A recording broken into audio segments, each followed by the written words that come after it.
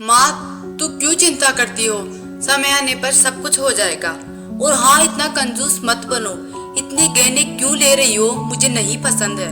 मैं उन गहनों को अपने पूरे शरीर पर लाद कर और चोर के डर से घूमना, मुझे यह सब नहीं पसंद है। तुम्हारा जमाना गया अब। अपनी आंखें खोलो और अपने सामने दुनिया को देखो। यह कितनी खूबसूरत है। माँ, मस्त रहो और अपना जीवन एंजॉय करो। माँ, पूरी दुनिया तुम्हें और पापा को घुमाऊंगी। सारी खुशियाँ आपके चरणों में लाकर रखूंगी। उसके बाद ही मैं शादी करूंगी। मैं एक बेटी हूँ तो क्या हुआ, मेरी भी जिम्मेदारियां हैं। अब मुझे सिर्फ अपने कैरियर पर ध्यान देने दीजिए। चिंता मत कीजिए, समय आने पर सब कुछ हो जाएगा। नव्या बेटी अपनी माँ की माँ बनकर अपनी माँ को समझा रही थी, लेकिन चेतन शांत था, क्योंकि वह जानते थे कि नव्या खुद लाखों का गहना है। नव्या विवाह योग्य हो चुकी थी।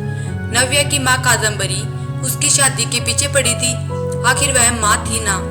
आसपास के रिश्तेदार थे ही जोड़ देने के लिए, लेकिन नव्या अपने पैरों पर खड़ा होना चाहती थी। इसलिए वह शादी के बारे में नहीं सोच रही थी। इसलिए इस फालतू की चर्चा में उसे कोई दिलचस्पी नहीं थी।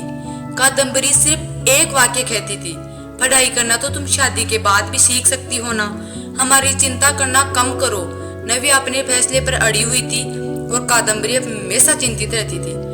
आसपास की लड़कियां शादी करके गृहस्थी संभाल रही थी। 8 दिन पहले नव्या की सहेली की शादी हुई। वह धूमधाम से हुई शादी में उसके शरीर पर 1 किलो सोना पहनाया गया होगा। उसे हर रस्मों में एक गहना उसकी माँ अपनी बेटी के शरीर पर चढ़ा रही थी।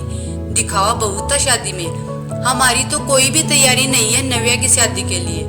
चेतन तो किसी भी बात की चिंता नहीं करते। उसे याद आया, नव्या जब इस दुनिया में आई तब कादम्बरी के ससुर चेतन को बोले, चेतन लड़की हुई है रे बाबा, अब दहेज की तैयारी में लग जाओ। कादम्बरी को बहुत बुरा लगा सुनकर। पिता बनने की बधाई देना तो दूर, दहेज की बात करने लग गई। लेकिन चेतन इतने खुश थे कि मेरी संतान के रूप में पहली ही बेटी हुई। वह उसका लाड प्यार करने में मगन रहता था। वह उत्सुकता से नई नई चीजें सीखने के लिए इच्छुक थी। नव्या धीरे धीरे अच्छे संस्कारों में बढ़ती जा रही थी। शिक्षा के क्षेत्र में वह हमेशा अव्वल रही। नव्या ने मेरिट को कभी नहीं छोड़ा। शोकेस विभिन्न योग्यता प्रमाण पत्र और ट्रॉफियों से भरा हुआ था।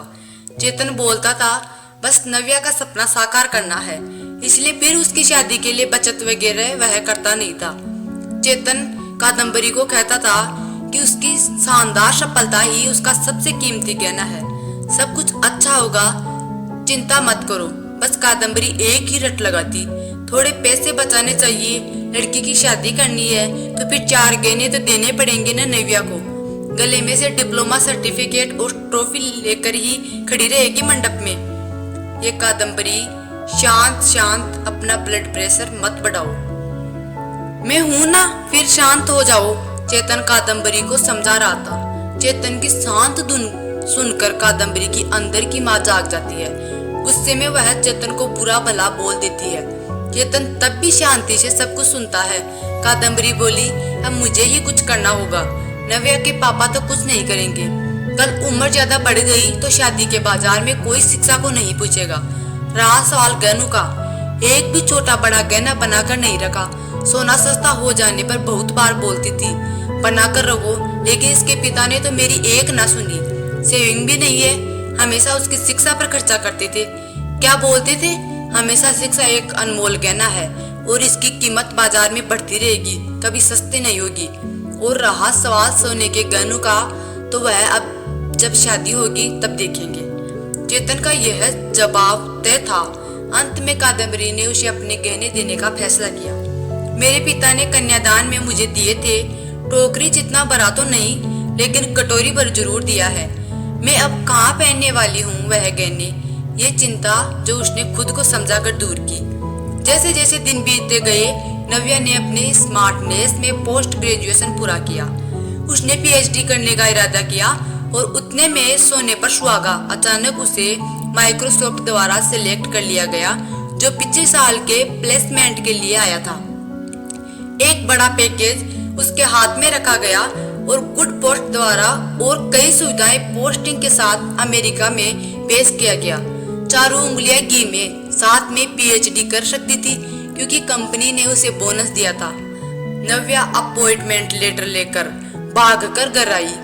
जब तक दरवाजा नहीं खुला तब तक नव्या ने डोरबेल से अपना हाथ नहीं हटाया। दरवाजा खुलते ही उसने अपनी माँ को गले से लगा लिया।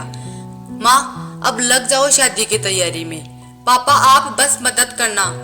हाँ, यूएस जाना होगा ना मुझे। और अपॉइंटमेंट लेटर नव्या ने पापा के हाथ में रख दिया। चेतन ने वह लेटर जोर से पढ़ा। बाप रे नव्या, सच में यह है अनमोल गहना अब शादी के बाजार में चमक उठेगा। ऐसा बोलकर कादम्बरी भगवान के सामने शक्कर रखी। कोटि कोटि धन्यवाद आपका भगवान जी। ऐसा बोलकर भगवान को हाथ जोड़कर नमस्कार किया। अब यह बड़ा गहना और अन्य छोटे बड़े सर्टिफिकेट के आभूषण के व्यक्तित्व पर अवश्य ही अच्छे लगेंगे। कादम्बरी भी फिर बताओ सोना लेने कब जाना है? चेतन ने उसे टोंट मारा। इसमें कोई संदेह नहीं है कि उसकी शादी में उसके गुणों के आधार पर अर्जित अमूल्य गहना निश्चित रूप से उसके सौंदर्य बढ़ाएगा चेतन जी। और वह मेधावी पदक और बड़ी बड़ी ट्रॉफी या अन्य पदाभूषण दुल्हन की शोभा और बढ़ाएंगे। यह हीरा हमारे मानस के जीवन में बिल्कुल फिट बैठता है। चलेगा ना आपको? दरवाजे पर शर्मा फैमिली खड़ी थी। अच्छा रिश्ता नव्या के लिए चल कर आया था। उनका मानस भी एक अनमोल रत्न था, सुंदर, सफल, प्रसिद्ध। अगर एक असली मोती को अपनी असली गुणवत्ता और तेज बनाए रखना है तो संदूक में बंद रहकर समुद्र के तल में चुप कर रहना पड़ता है, तभी मोती की कीमत बढ़ती है। आया क्या समझ में चेतन जी? शर्मा जी ने चेतन की तरफ देखकर मानस की तरफ देखा। कादम्बरी अंदर खुद को चिकोटी काट रही थी और सोच रही थी कि आखिर कौन से गहना का तराजू भारी है। आखिर शिक्षा एक अनमोल गहना है, उसे चोर से डर नहीं लगता है और उसे पहनने और तिजोरी में बंद करने की आवश्यकता नहीं है। सो गाइस, आज की वीडियो में इतना ही। वीडियो कैसा लगा मुझे कमेंट बॉक्स में कमेंट करके जरूर बताइएगा। वीडियो पसंद आए तो वीडियो को लाइक कर देना, चैनल को सब्सक्राइब कर देना। मिलते हैं अगले वीडियो में। अपना कीमती समय देने के लिए धन्यवाद।